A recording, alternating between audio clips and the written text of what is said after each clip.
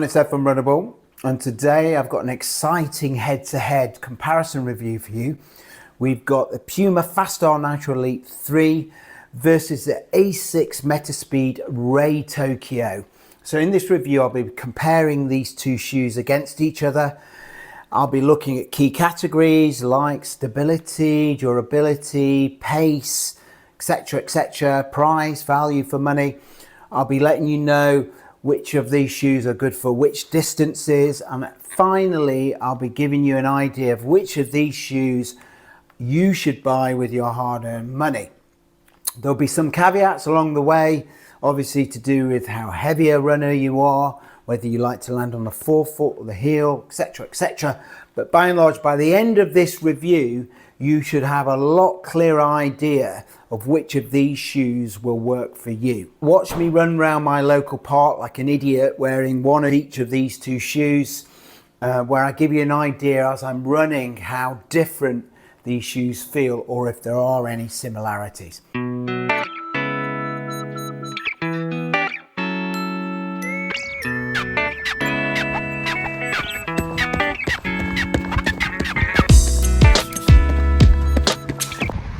Hi everyone, it's Ed from Runnable.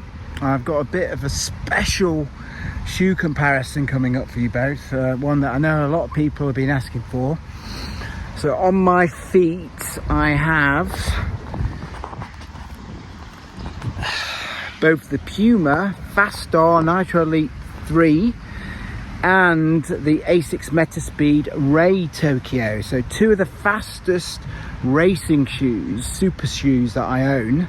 And we're going to go head to head with these Goliaths, these super shoe freaks of nature. And I call them freaks of nature because they are quite freakish, these shoes, in different ways. They definitely help you run faster, as I've proven by getting good times in both.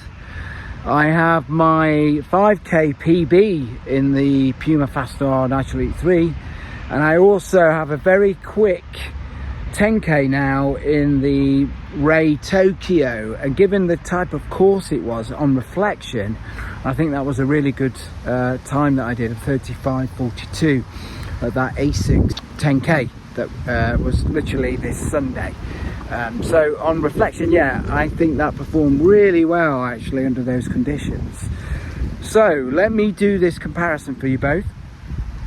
Let me do this comparison for you all, and we'll kind of do the proper shoe review when I go back to the house. I can't wait for this one. I hope you can't either. I'll see you later. Bye bye. Let's have it.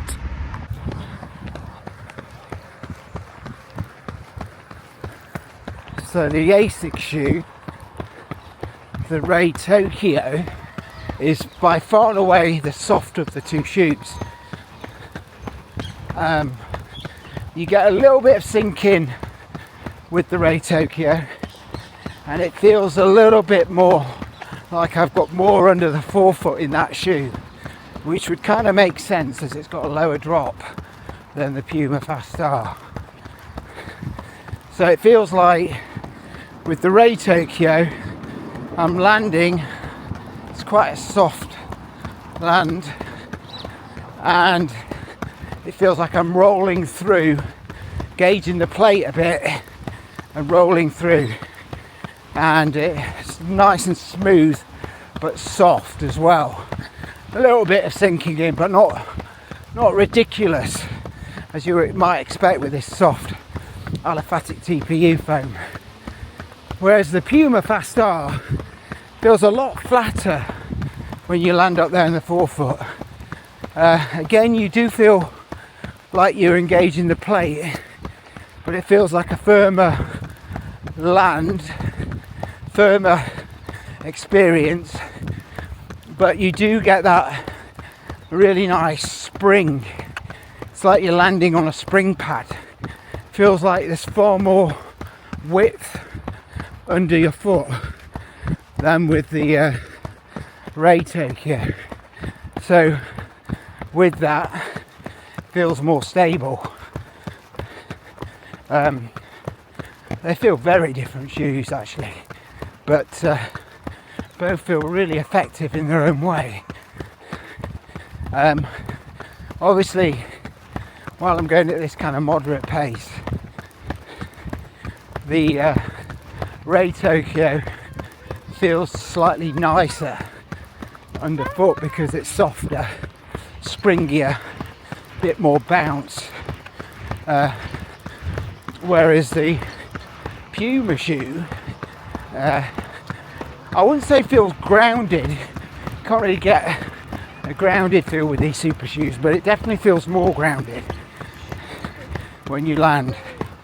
But you're still getting a lot of cushion, and you're still getting nice spring, and you're getting that spring forward. Feels a very efficient shoe, as does the Ray, but the Puma shoe does feel remarkably efficient at throwing you forward with that engagement of the plate and that nice energy return from the aliphatic TPU. Both have aliphatic TPU midsoles. The Puma shoe though is definitely a firmer, more dense compound than the one you get in the Asics shoe, the FF Leap foam, which is soft and bouncy, and again with good energy return. Okay, let's speed up a little bit, run through the paces.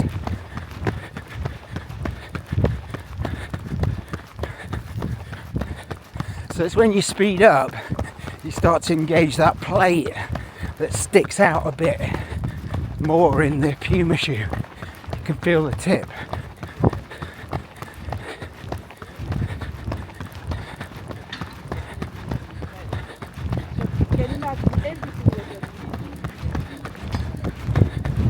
Yeah, both shoes feel absolutely rapid.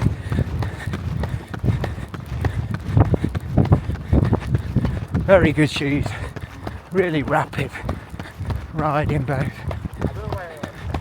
I feel like the key difference there is I feel like the Puma shoe, I'm feeling the plate bending a bit as I land. It's probably something to do with the bit that sticks out at the front, whereas with the Ray Tokyo, I'm probably feeling less of the plate, but more of a roll through of the foam, and the geometry is such that it's got an earlier stage rocker, I think, so it feels less aggressive, but the rocker starts earlier, so as soon as I land I'm getting rocked forward with the Ray Tokyo, whereas with the Fast-R it's very much hit the floor, feels flatter, but then I get that rocker that throws me forward and I feel the plate doing its job, bending a little bit and twanging me forward, if that's such a word. Definitely feels like a more flexible plate in the Fast-R, but very different rides. Definitely more stable, the Fast-R, I can tell you that now. So if you're looking for a stable ride, it's a lot more stable than the Ray. Let's do some heel striking just to prove that even more. And so somebody once told me you can't tell whether a shoe is a good heel striking shoe by just running a little bit on your heel. Well, I can tell you something, maybe that person's right, but where they're potentially wrong is you can certainly tell it's going to be a bad heel striking shoe, because the Fast-R feels firmish at the heel. It feels narrower but feels fine, and the transition to forefoot seems good. But the Ray Tokyo is all over the place at the back. It's wobbly, soft, there's no structure to it. It's a hot mess, as Joanna would say. Similar to the Pro 4, maybe not quite as bad as that shoe, because that shoe is just horrible in the sense you got that suction, that sucky kind of sound where it was splaying so badly, whereas this shoe just feels soft and perhaps energy zapping because you're not transitioning quick enough from heel through to midfoot and forefoot. So that's what I would say to wrap this up. I feel that the Fast-R is a firmer shoe.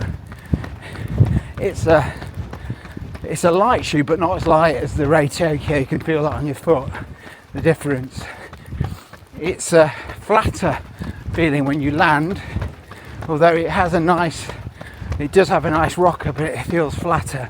It feels weirdly like you've got more ground feel in the Fast-R as well. Less foam under your foot in the forefoot. Feels springy with the nice plate, and the upper, just like with the Ray Tokyo, feels fantastic. Both 5 out of 5 uppers, can't fault either of them. Light, airy, and you don't even know you've got them on, which is the main thing. Whereas the Ray Tokyo, you've got that really nice early stage rocker, so soft and bouncy, nice energy return as well, comfortable ride but not the most stable. You're going to enjoy your running in the Ray, but is it as efficient as the Fast-R? That's the question. The scientists would tell you not, but what does Runnable Ed say? Well, let's find out. See you later. Bye bye.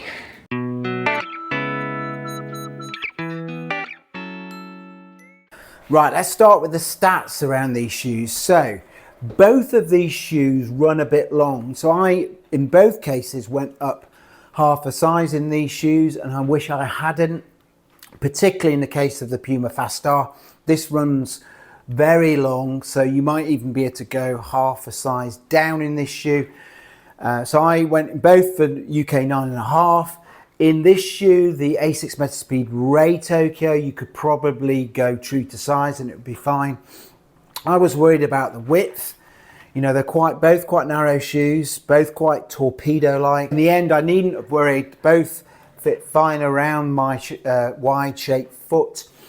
So if I had my time over again, I would go either true to size in the Asics shoe and maybe even go down half a size in the Puma Fast-R Nitro Elite 3. In terms of weight, at my UK size 9.5, I've got a ridiculously low weight in the Asics shoe of 133 grams. A slightly heavier weight, although by no means heavy, weight in the Puma shoe of 196 grams. So a 60 gram difference, which seems ridiculous when I'm saying this is only 196. But yes, 60 grams, and you do notice the weight difference when you're running in these two shoes side by side. I definitely noticed this was the lighter shoe. So if that means a lot to you, then that might have a bearing on which of these two shoes you look to purchase. In terms of stack heights, in the Puma shoe, you've got a 40mm heel stack height and a 32 in the forefoot, giving you that 8mm drop. It feels a little bit flatter than that to me. But it still feels like it's got a bigger drop, and it has, than the Puma shoe, which has a 39.5mm stack height in the heel, 34.5 in the forefoot, giving you that 5mm drop. So this does seem like the flat of the two shoes. It actually feels almost to me at times like I've got a negative drop here because of how much stack I've got in the forefoot. This 34mm of stack height in the forefoot, 34.5 even, and the fact that this FF Elite foam, when you compress it in the heel, because there's no plate there, which we'll talk about in a minute, it compresses so much that the differential between heel and forefoot almost feels like a negative drop. In terms of the uppers, both have got really lightweight mesh uppers. Both are see-through, as you can see there. Both of these uppers actually are amazing in terms of wrapping around your foot, feeling very lightweight with this microfiber. For me, they're 5 out of 5 uppers. The only upper that comes close is the Adidas Pro 4 upper, which I think is equally lightweight and equally lovely around my foot.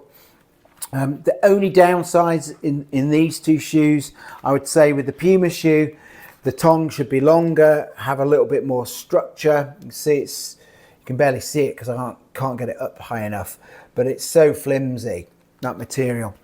So those that like to cinch their laces really tightly, then you might get a little bit of lace bite in this shoe. I didn't. I think the laces are a bit stretchy, so you don't get that lace bite. The main downsides with the upper, you do get some structure in the heel, and you've got some of this material that's a bit structured around the collar.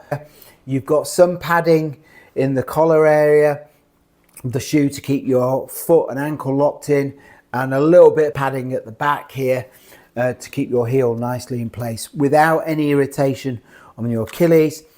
With the Ray, you've got these really nice laces. Again, a bit of a poor tongue that doesn't, again, come up high enough. I think in both cases, it'd be great if they were gusseted tongues, but slightly higher. This hasn't got a tongue pillow at all.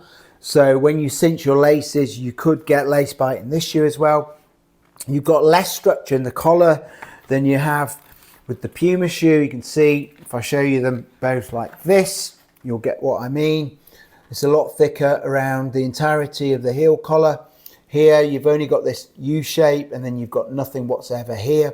So you've got, all in all, less structure in the Asics shoe, and you've got a similar sort of semi-flexible heel counter. They are similar in that respect.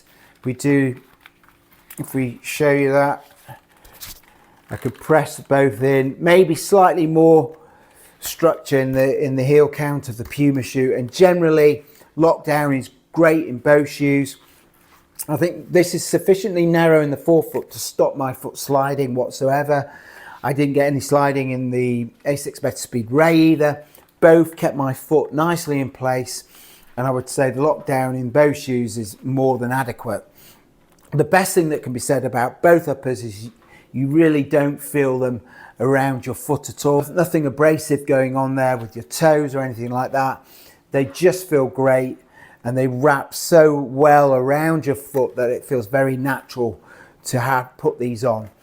So 5 out of 5 uppers, both of them. Like I said, the only shoe that I think competes is the Adidas Pro 4, and that's got a great upper as well. It's hard for me to know out of the three, this one, the Asics shoe or the Adidas shoe, which I prefer. But if I compare these uppers to, say, something like the Prime X Strung that I wore a couple of days ago, these are far superior. So well done Asics, well done Puma, well done Adidas for your Pro 4. Those are the type of uppers that we want to see more and more in the future.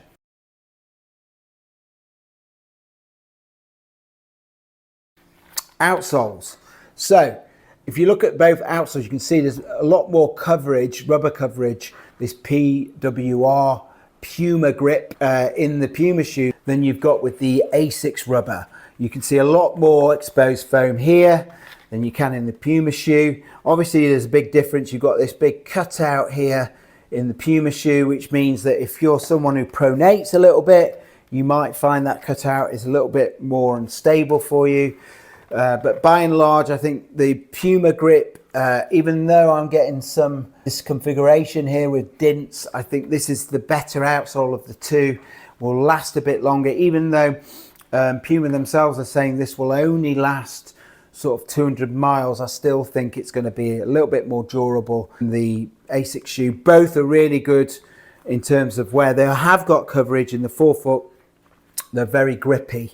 I've used both in wet conditions now and both worked really well. So I'm going to give the Puma outsole, I'm going to give that 4.5 out of 5. Puma grip's great. The Asics I'm going to give probably 3.5. It's got too much exposed foam, and this area here is completely free from any kind of rubber. It wouldn't have been too much of a stretch for them to continue this rubber around here. So for those that land further back, they're not wearing away this foam as much as they will do. Okay, that's outsole.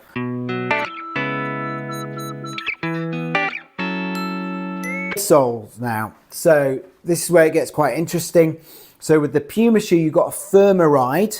It's aliphatic TPU, just like with the Asics shoe, but it's firmer. It feels firmer. You've got a lower plate configuration.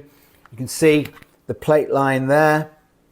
With the Asics shoe, you can't see the plate line, but if you push your fingers in, you can feel the rigidity of the plate round about here. So you've got much more of a higher plate configuration in the Metaspeed Ray than you have with the Puma Fast-R, which is down at the bottom. So what does that mean? Well, it means that with the Asics Metaspeed Ray Tokyo, you're likely to engage the plate a bit more, particularly if you're a light runner like me. I'm 5'9", 63, 64 kg. I find with the Puma shoe that I really have to put my foot down hard to start engaging this lower configuration of the plate. But once I do, I get a really nice snap from it. Whereas with the Asics shoe, I'm feeling straight away, as soon as I increase my cadence, I'm engaging that plate and getting a nice bounce from this soft foam, getting a really nice compression, get a nice bit of pop from the plate and decompression from the foam, which rolls me forward with this early stage rocker. Whereas with the Puma shoe, I'm having to hit the ground harder. So for you heavier runners, this might work even better than it does for me. I'm having to land in this flatter area here and roll through with this aggressive later stage rocker. And I really feel this tip when I'm up on this forefoot, when I'm really going for it and I'm hitting the ground hard. I really feel this tip here of this plate bending and then flexing me forward. So this, I'm led to believe this is a 7-layer plate here, this PWR Puma plate. It's a 7-layer, more flexible plate than previous iterations of this shoe, and you can feel that. You can feel that the plate really flexing and snapping you forward. Get less of that with this shoe, but because of the foam is so nice and soft and compressive, and you get that nice decompression, you get a really nice bounce with this shoe that bounces you forward. Whereas this, you get a more of a kind of land and snap forward, a more aggressive ride, a bit more mechanical rather than the more rolling soft ride you get in the Asics Metaspeed Tokyo. They're the key differences. I think this is really going to suit those aggressive, heavier runners, those athletic runners who really hit the ground hard. I think this is going to really hit a note with those high cadence runners who like a nice bouncy pitter-patter type of a ride, but you do get a nice compression and decompression and really good energy return with this shoe. They're the differences in the midsoles.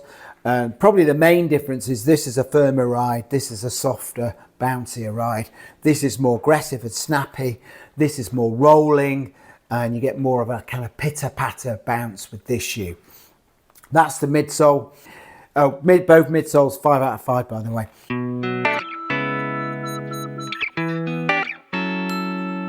In terms of stability, I think the Puma shoe is a more stable shoe.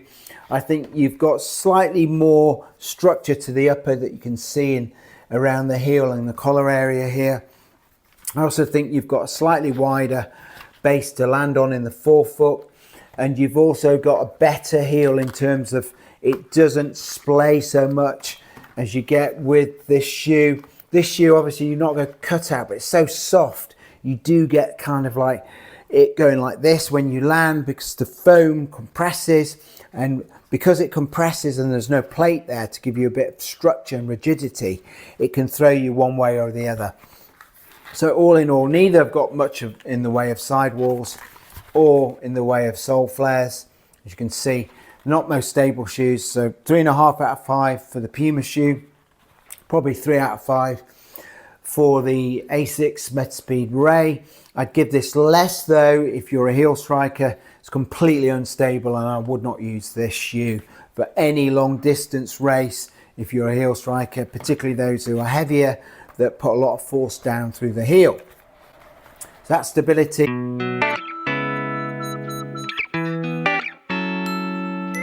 Durability, we've covered a little bit about this. You've seen some disfiguration here in the Puma rubber here, but by and large there's more rubber coverage in the Puma shoe. They say it's going to last for about 200 miles. I think maybe that might be underselling this a little bit. I think it could be a bit more than that. I think with the Asics Metaspeed Ray Tokyo though, you've got so much exposed foam. I feel like there's less rubber coverage and it doesn't cover these key areas in the heel. So this is going to degrade quicker than I think the Puma shoe will. That said, neither are durable shoes, and so I would give the Puma shoe a 3 out of 5, and I would give the Asics Metaspeed Ray probably 2.5 out of 5. Let's be honest, you don't buy these shoes for durability, you buy them for races, you leave them for racing, but I slightly give the edge to the Puma shoe just for those reasons.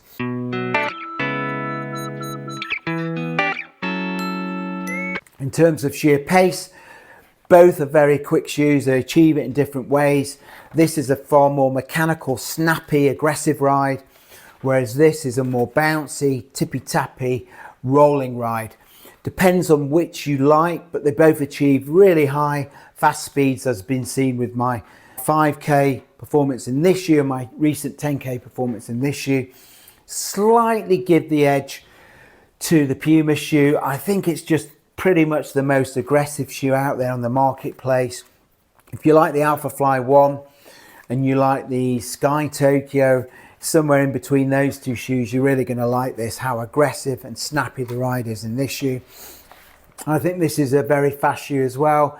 It's just a bit gentle on the foot. It's a little bit less aggressive and you get less of a snap out of this high configurated plate. But you do feel that plate and you get a nice pitter patter. This encourages in quicker cadence, in my opinion. This encourages you to hit the ground hard and lengthen your stride. So they both achieve pace in different ways. I just think the Puma shoe is just on a different level to everything out there, and I would give that pace and speed to the Puma shoe.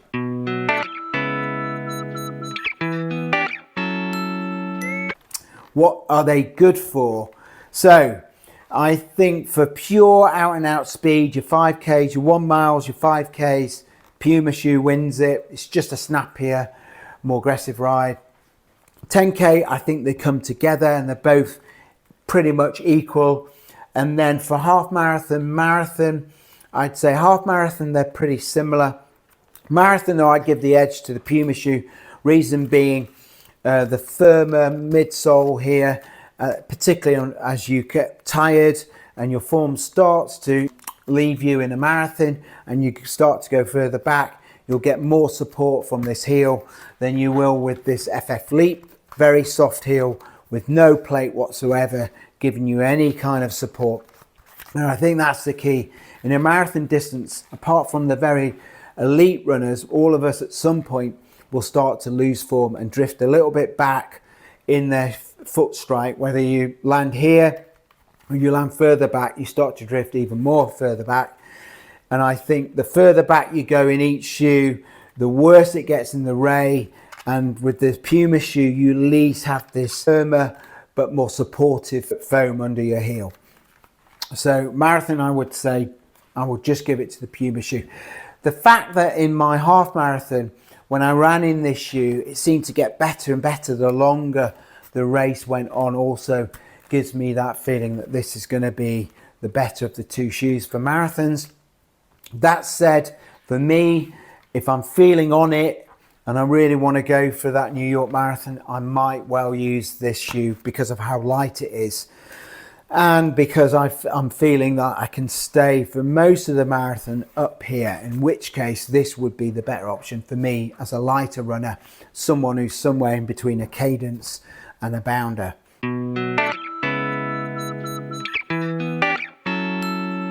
So overall, which of these shoes wins out today? I think the Puma shoe. I think it's just a little bit more versatile for you heavier runners.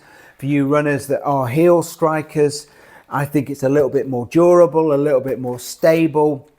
Uppers are comparable, speed is comparable, but for all those other things, I think the Puma shoe is slightly ahead of the Asics shoe. That said, for me as a lighter runner, someone who likes a softer, bouncier ride, I think I just get the feeling this was meant for me, was made for me.